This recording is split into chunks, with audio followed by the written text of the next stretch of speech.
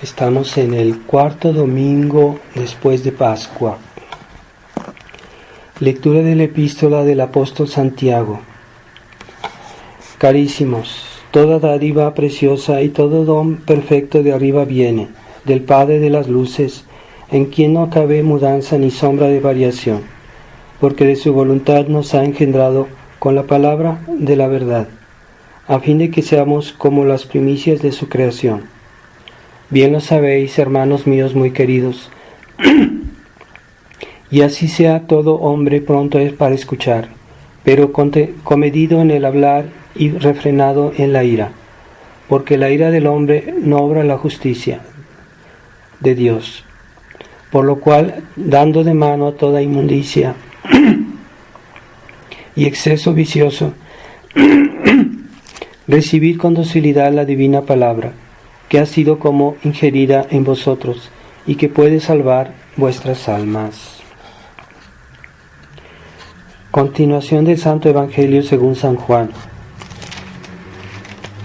En aquel tiempo dijo Jesús a sus discípulos: Me voy a aquel que me ha enviado, y ninguno de vosotros me pregunta ¿a dónde vas? Mas porque os he dicho estas cosas, se ha llenado de tristeza vuestro corazón. Pero os digo la verdad, os conviene que yo me vaya, porque si no me voy, no vendrá a vosotros el Consolador.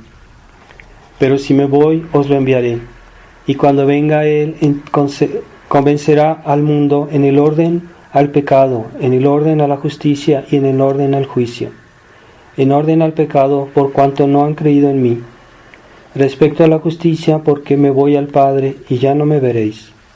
Y tocante al juicio, porque ya ha sido juzgado el príncipe de este mundo. Aún tengo otras muchas cosas que deciros, mas por ahora no podéis comprenderme. Mas cuando venga el Espíritu de verdad, Él os enseñará todas las verdades, pues no hablará por sí, sino que dirá las cosas que habrá oído y os anunciará las venideras. Él me glorificará a mí, porque recibirá de lo mío y os lo anunciará.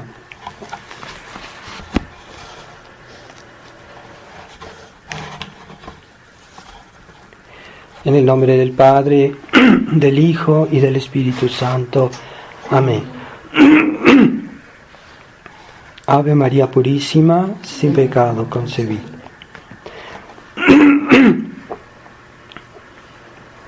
Estimados fieles, en este cuarto domingo de Pascua hemos escuchado las palabras que nuestro Señor dirige a sus apóstoles para anunciarles que ya Él tiene que regresar con su Padre, tiene que regresar al cielo de donde vino, y una vez que Él ha terminado su obra en la tierra, va desde el cielo a enviarnos el Espíritu Santo. Es el día de Pentecostés que está anunciando.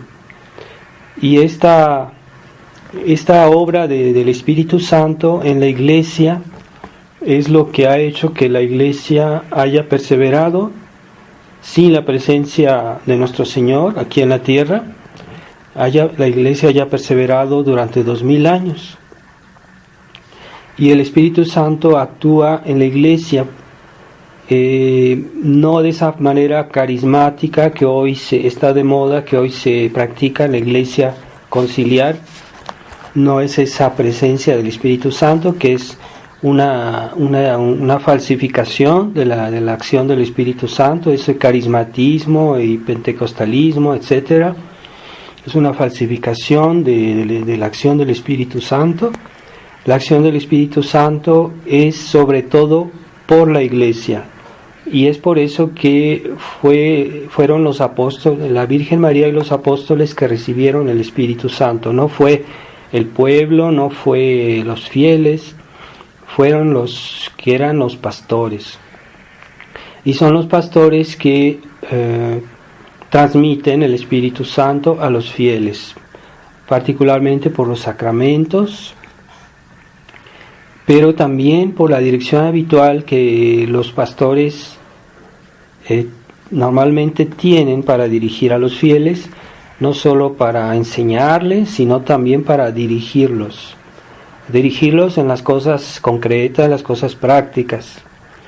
Y eso es la autoridad que nuestro Señor fundó. La Iglesia está hecha así, no hay otra solución democrática, no. La Iglesia es una sociedad jerárquica que funciona jerárquicamente, incluso en la distribución de los dones de la Iglesia, de los sacramentos, en la enseñanza de la Iglesia es una sociedad jerárquica, y también en la dirección de las cosas concretas, habituales, la Iglesia tiene autoridad. En una época en que hoy la autoridad es puesta sistemáticamente en duda, o se quiere negar primero que toda autoridad viene de Dios, incluso la autoridad civil, la autoridad humana, las autoridades humanas, como puede ser pues un padre de familia, es una autoridad que viene también de Dios. Todo puede ser la autoridad dentro de una empresa, de un trabajo. Los patrones en sus trabajos, en sus empleos, tienen autoridad y se les debe respeto, porque esa autoridad viene de Dios. Entonces hoy se tiene ese concepto de que la autoridad viene de abajo, sobre todo en esos países democráticos, donde se vive un régimen democrático. Pero hay que decir que ese no es el concepto de la Iglesia, no es el concepto católico. La Iglesia admite que la democracia puede ser un sistema de gobierno, claro, pero lo que no admite es que la autoridad viene del pueblo. El pueblo en un sistema democrático puede elegir, ¿verdad? Elegir, pero una vez que la persona designada es autoridad, entonces ya su autoridad viene de Dios en ese momento. Entonces lo que hace el pueblo es la designación de una autoridad, de un elegido, por ejemplo. Ahora el sistema democrático como hoy se lo concibe no es el sistema democrático tal como lo hicieron los griegos o como existía otros. Es un sistema democrático moderno, no es el sistema porque hay varias maneras de practicar la democracia. Se puede decir que si los sistemas democráticos modernos están falseados, están manipulados por toda una serie de aspectos que hacen que finalmente no es el pueblo que gobierna, no es el pueblo que elige realmente a sus gobernantes, porque las elecciones están muy manipuladas, y la información que el pueblo recibe también está muy manipulada. Así que hay mucha desinformación, mucha mala información, y también el exceso de información, que es una forma de desinformación. Cuando hay demasiada información, la gente no puede digerir, no puede comprender tantas cosas. Necesita pues un mínimo de criterios, que no los tiene, un mínimo de información buena, recta, que se las podía dar la Iglesia de siempre, pero hoy es la Iglesia modernista la que reina, la que hace todo. Entonces ya la gente está muy desorientada y no es capaz de elegir correctamente. No tiene ni la información ni los criterios, e incluso la gracia de Dios está hoy tan ausente de la sociedad que los cristianos pues no saben ni lo que hacen ni lo que deben hacer. El hecho de que Dios haya hecho a la autoridad es un hecho, pero el hecho de que hoy actualmente, históricamente, es un hecho que la autoridad está en crisis, no solo en los gobiernos temporales, la autoridad civil, sino también la autoridad de la Iglesia, dentro de la Iglesia oficial. Entonces, es una crisis de los miembros, no es una crisis de la Iglesia como tal, pero esta crisis es algo real, y nosotros, por ver que hay tantos abusos, tantos excesos a todo nivel en las autoridades, que el demonio ha logrado manipular a todas las autoridades. Hoy se puede decir que el demonio reina en este mundo, y entonces ciertamente no se puede negar, no se puede poner en causa la existencia de una crisis de la autoridad, pero tampoco por eso vamos a pasar a negar la autoridad, y ahí está el problema. La Iglesia es la única esperanza para el mundo, no hay otro camino para que el mundo se salve, para que las almas se salven, para que vuelva el orden en el mundo y la salvación. No hay otro camino, es la Iglesia católica, no la Iglesia modernista conciliar, no es la misma Iglesia. Y debemos tener conciencia de que se necesita una autoridad una autoridad que sea católica, que sea tradicional. Esa es la autoridad que necesitamos. Y debido a esta crisis de autoridad, pues ya muchos feligreses ciertamente tienen razón en ver que, al ver lo que están haciendo esas malas autoridades de hoy, tienen razón en eso, ¿verdad? De que hay una crisis de autoridad, pero entonces esos fieles tratan de rescatar las verdades de la tradición, que se encuentran muchas veces en buenos libros, que fueron publicados antes de la crisis de la Iglesia. Pero el problema es que los fieles no tienen la gracia de enseñar, no tienen esa gracia de Estado que es típica del sacerdote y de los hombres de Iglesia. Esa autoridad, esa gracia, es un don de Dios, es un don que Dios quiso darle a las autoridades, pero no es un don que obliga, que quita la libertad. Quiere decir que puede ser que haya autoridades, que haya sacerdotes que son infieles a esta gracia y que no la contradicen, van contra esa misma gracia que ellos tienen. Y Dios no los obliga a ser fieles a su gracia. Pero es cierto también que esa gracia existe y que es necesaria a la Iglesia. Así que un día, de alguna manera, Dios, cuando decida poner orden en su Iglesia, pues habrá sacerdotes y ministros de la Iglesia que sean fieles a esa gracia. Es lo que esperamos, es lo que deseamos, es lo que pedimos, de que un día haya ministros fieles a su don, a ese don que Dios les dio de la gracia sacerdotal o episcopal, y que enseñen la verdad conformemente a ese don, a esa gracia que Dios les ha dado para enseñar la verdad.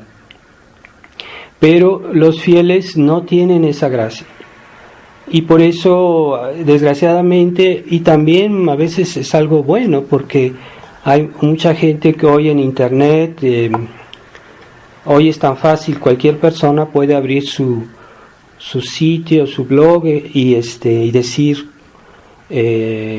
pues publicar cosas positivas, informaciones buenas que vienen pues del tiempo anteconciliar, antes del concilio, y eso está bien.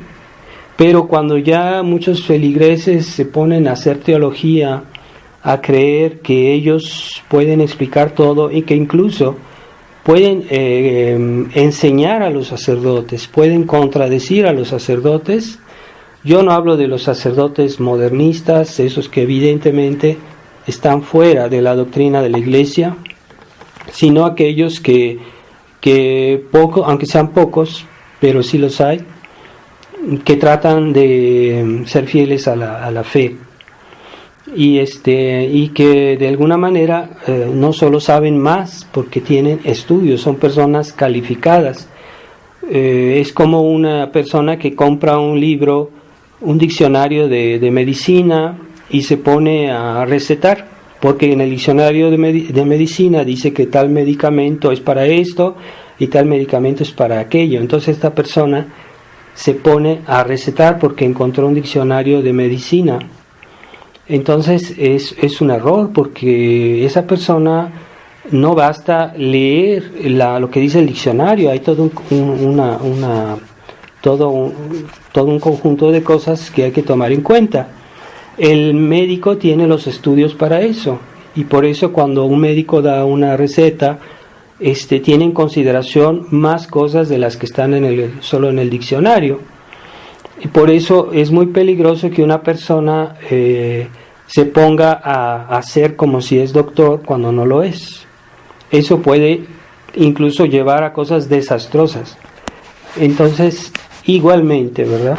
El sacerdote, normalmente en ICON hicimos nosotros 6 años de seminario, tenemos estudios, tuvimos buenos profesores de teología, de filosofía. Además, el sacerdocio, que es una gracia de Estado. El sacerdocio es un sacramento por el cual se recibe ese don de santificar, de dirigir a los fieles y de enseñarles. Entonces, esa gracia no la tienen los fieles, que en estos sitios de internet se ponen casi a pontificar sobre verdades que no entienden bien y que no tienen estudios de teología, así que dan a veces juicios muy, muy absolutos y se sienten tan seguros porque ya han leído algunos libros que ya pueden enseñar incluso a los sacerdotes, les pueden dar lecciones, los pueden regañar, los pueden casi hasta dirigir. Yo tuve casos de feligreses alguno que me dijo: sí, padre, usted diga la misa y nosotros hacemos el resto. O sea, esa pretensión, esa soberbia de querer dirigir, meterse en la vida de la iglesia, la vida sacerdotal, la jerarquía de la iglesia. Eso es soberbia. Y incluso acusan al sacerdote de ser clericalista porque no se somete a estas cosas que están muy fuera de lugar. Esa mentalidad, en el fondo, es un espíritu laicista, es un espíritu liberal que quieren negar, es una negación implícita de la misión que tiene la iglesia de enseñar y dirigir. Es un verdadero poder que tiene la iglesia. Entonces, esa mentalidad, pues debemos curarnos de ella, de tener cuidado y permanecer en la humildad. Ciertamente hay muchos casos de sacerdotes y hombres de iglesia que son infieles a su gracia, pero no necesitan los fieles estar juzgando todo lo que hace un sacerdote. Más bien, a momento dado, como decíamos el señor Lefebvre, es como cuando una luz roja se prende y sentimos que alguien está mal, y que realmente en el conjunto hay un problema grave.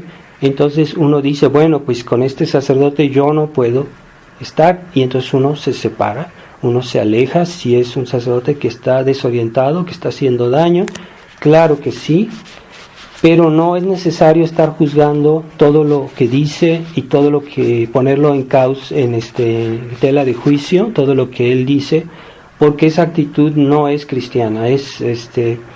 Pero sí, no es necesario preocuparse tanto, porque a momento dado, si hay una cuestión realmente grave, Dios lo muestra incluso a los fieles, ¿verdad?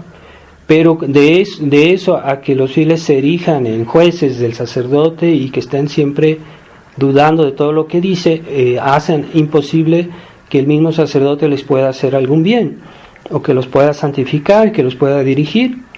Entonces, esa mentalidad de suficiencia, que es muy típica del mundo liberal, del mundo materialista que se ha independizado de la Iglesia, pues también algunos tradicionalistas han tomado esa mentalidad de querer ser autosuficientes. Pues eso es liberalismo, que me disculpen, es liberalismo, es soberbia.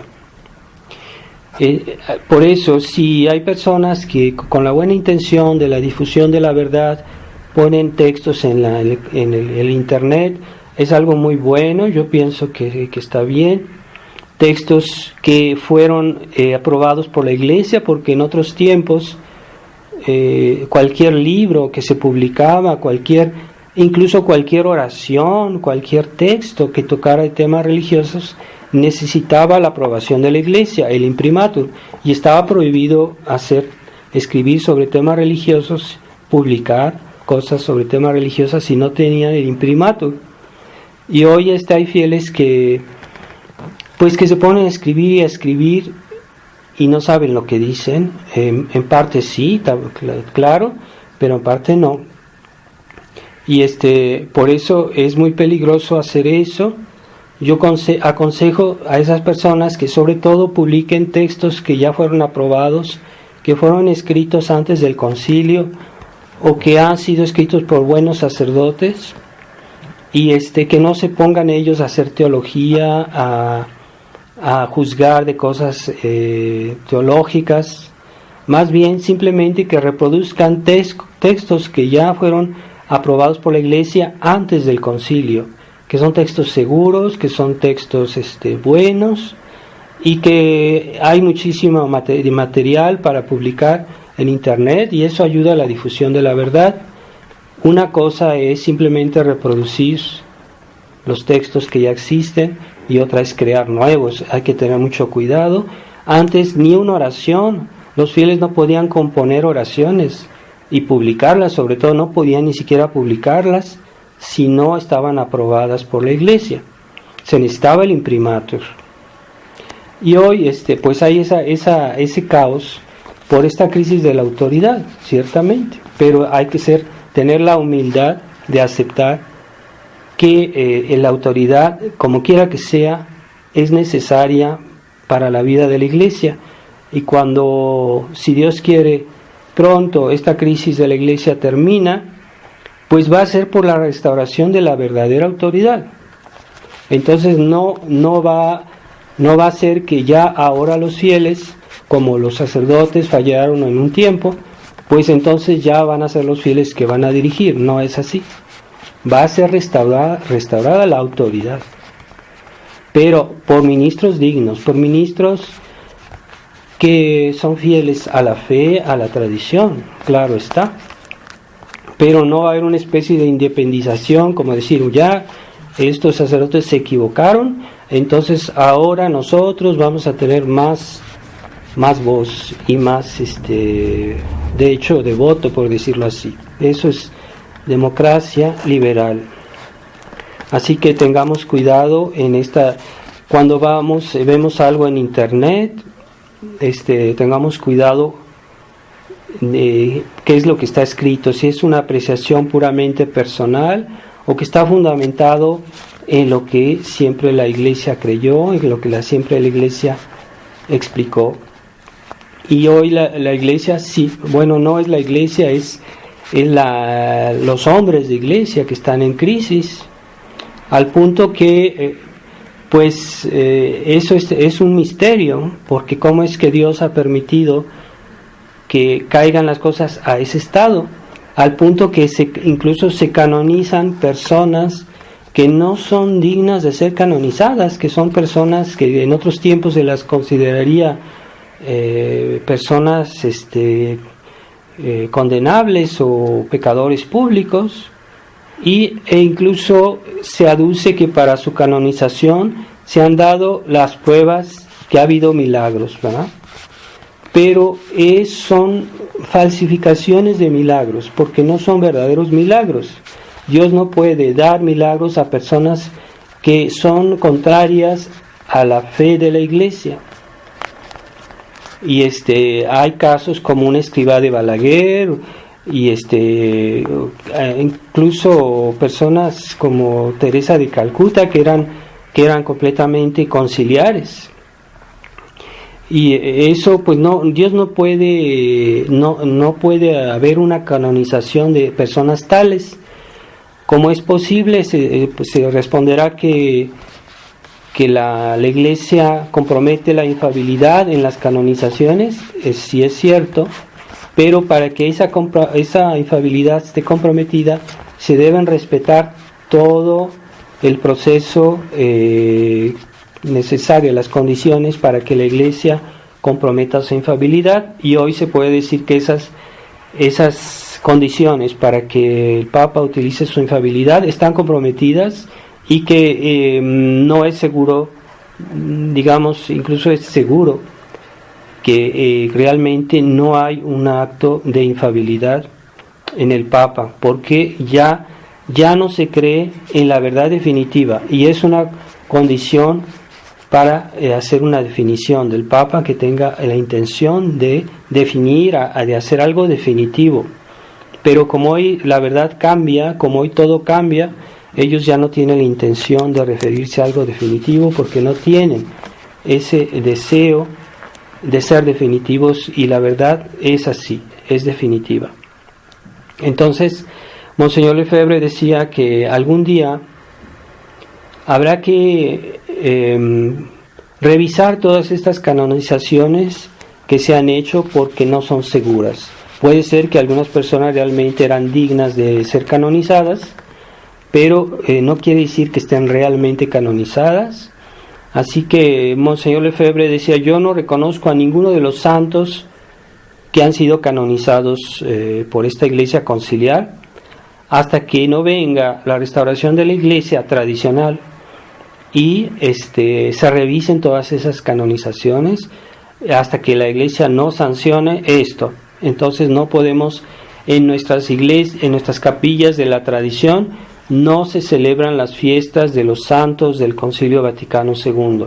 No decimos la misa de un escribá de Balaguer, no decimos la misa de una Teresa de Calcuta o cosas así, de Juan Pablo II, no decimos la misa, no reconocemos esas canonizaciones hasta que la Iglesia un día no verifique todo eso para ver qué hay de verdad y qué hay de falso.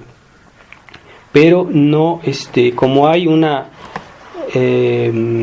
muchas irregularidades en lo que hoy se hace, parece ser que Juan Pablo II hizo más canonizaciones que todos los papas en toda la historia, parece ser, aunque no lo fuera, pero pues es una cosa exagerada lo que ha hecho, de canonizaciones en las cuales, por ejemplo, hubo una me parece que fue no sé si fue la de Escrivá de Balaguer, en que los médicos decían que en realidad no había habido milagro, que es una condición para hacer una canonización, y que de tal persona realmente no había hecho ese milagro, no había sido curada milagrosamente, y a pesar de que los médicos se oponían, pues lo canonizaron y reconocieron como si fuera un hecho milagroso. Entonces están forzando las cosas, hay falsificaciones de milagros, y por eso nosotros tampoco creemos, nos plegamos así de fácilmente a esos milagros que se dice que han pasado en misas, en la nueva misa, de milagros eucarísticos, porque no estamos seguros del contexto, no sabemos si esa información es segura, no se puede verificar fácilmente, pero sabemos que en la Iglesia conciliar hay falsificaciones, hay muchas cosas anormales.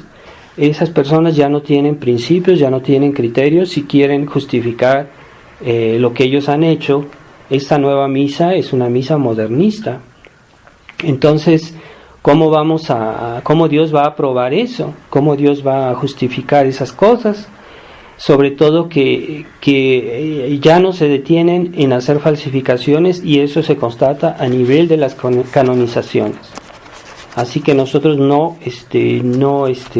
debemos creer así de fácil que nos digan: pues en tal iglesia modernista hubo un milagro eucarístico, que hubo sangre, que hubo cosas así. No hay que creer así de fácil, porque no tenemos medios para verificar si todo eso es verdad o es una manipulación.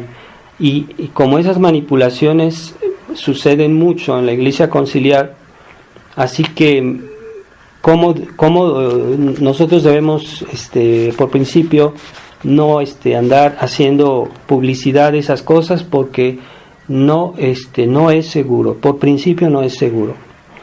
Y además, así como en las canonizaciones se ha canonizado personas que realmente no eran santos, pues lo sabemos muy bien por su vida, porque nuestra fe no lo dice, no pues posible.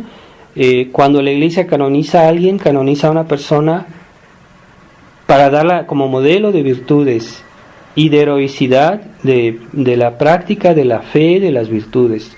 Esa heroicidad de la fe es muy exigente. La Iglesia no canonizaba así nomás. En otros tiempos se esperaba hasta siglos para canonizar a una persona. Hoy el proceso de canonización pues dura muy poco tiempo.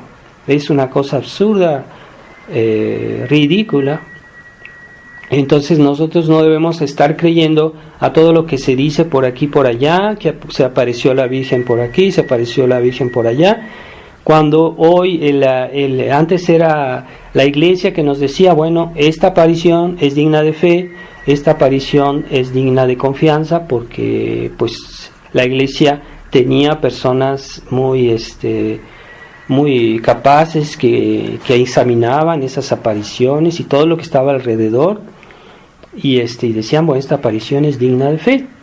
Pero hoy no tenemos los medios para los obispos modernistas ya no tienen los criterios de la fe como nosotros los entendemos. Están desorientados ellos mismos. No podemos confiar así de fácil en cualquier cosa que sale de la Iglesia Conciliar. Ese es el castigo que Dios ha enviado al mundo en razón de sus pecados, que la Iglesia esté trastornada a ese punto. Es un castigo de Dios, pero nosotros no estamos del todo desamparados. Debemos referirnos a lo que la Iglesia siempre enseñó, a lo que la Iglesia siempre creyó, y acercarnos con mucha humildad a los sacerdotes que todavía conservan la fe. Si realmente hay un sacerdote que se vuelve sedevacantista, que hace cosas fuera de lugar, pues tengamos cuidado, hay que alejarse de ellos. Como nos lo enseñaba Monseñor Lefebvre. Monseñor Lefebvre decía que hay que alejarse de esos sacerdotes. Pero realmente sí hay dudas sobre que el Papa, sobre la elección del Papa, sobre todo la elección del Papa Francisco. Hay dudas muy serias sobre su validez como Papa, hay dudas bastante fuertes.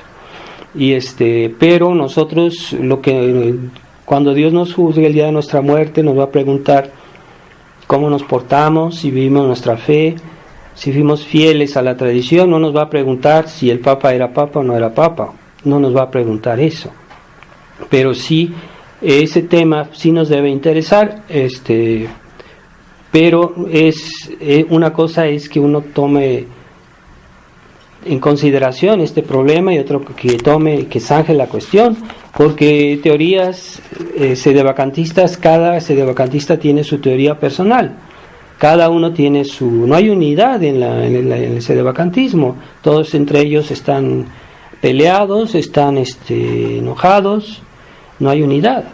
Así que esto es un caos tremendo que vive la Iglesia, pero debemos tratar nosotros mismos de ser fieles sobre todo a la fe de la Iglesia tal cual era antes de que comenzara esta crisis tremenda. Debemos referirnos a los textos, a los textos de los papas anteriores al concilio, y estamos tranquilos, estamos seguros de que estamos en el buen camino.